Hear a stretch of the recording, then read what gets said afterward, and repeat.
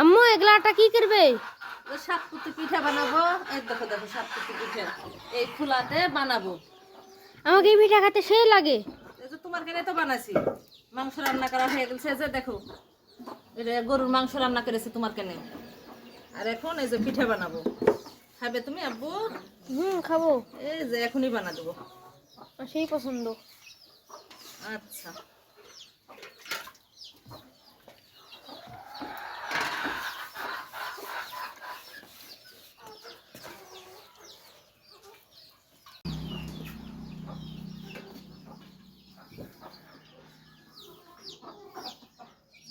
দেখুন আমি পিঠেগুলো কিভাবে দিচ্ছি।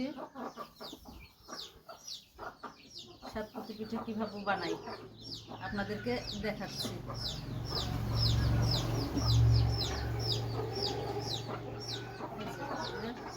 ঢেকে দেব। দেখুন আমার পিঠাগুলো হয়ে গিয়েছে, এখন তুলে নিব।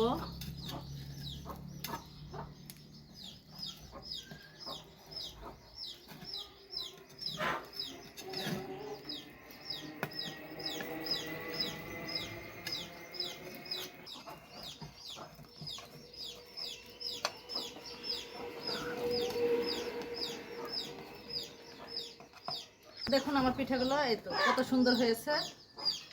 তো আপনাদেরকে ভালো লাগলে অবশ্যই আমাকে কমেন্টে জানাবেন। তো আল্লাহ হাফেজ, ভালো থাকবেন।